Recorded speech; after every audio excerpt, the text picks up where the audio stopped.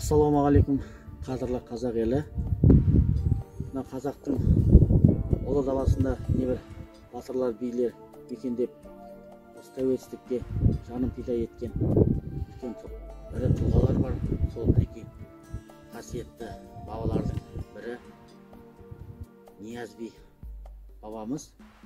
Ана Нұр-Сұлтан қаласына 30 километр қашықтықта орналасқан Есіл мен Нұраның бойында қоныстенген Тайтөбе ауылы бар. Ол Тайтөбе ауылының жанында осы қасиетті Нияз би бабамыздың өздеріңіз көріп тұрғандай кесенесі осында салынған. Нияз би Тілеуұлы 17 ғасырда өмір сүрген, 300-дің басын қосқан Абылай ханның сенімді билерінің бірі болған. Сол кезде мінекей елге тура билік айтып, қара қылды қақ жарып, от ауызды, орақ тілді, үлкен ақылды данышпан тұлға болған бұл кісі.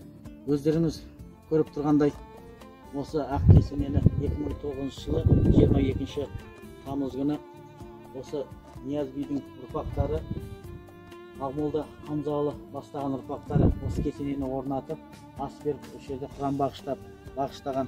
Ал енді мына жобаның жетекшісі мына Қабден Әбдіғапар деген ағамыз. Осы мінекей ұрпақтары келіп, осы жерде мінекей тағзым етіп, бабамызға құран бағыштап, осы жерге келіп тұрады. Сол бабамыздың жатқан жер жайлы болсын, топырағы торқа болсын, қазақ елінің болашағы жарқын болып, қазақта да мінекей кейінгі болашақта осындай Нияз бидей ақылды данышпан тұлғалар өмірге келе берсін. Бабаның рухы бәрімізді қолдай берсін.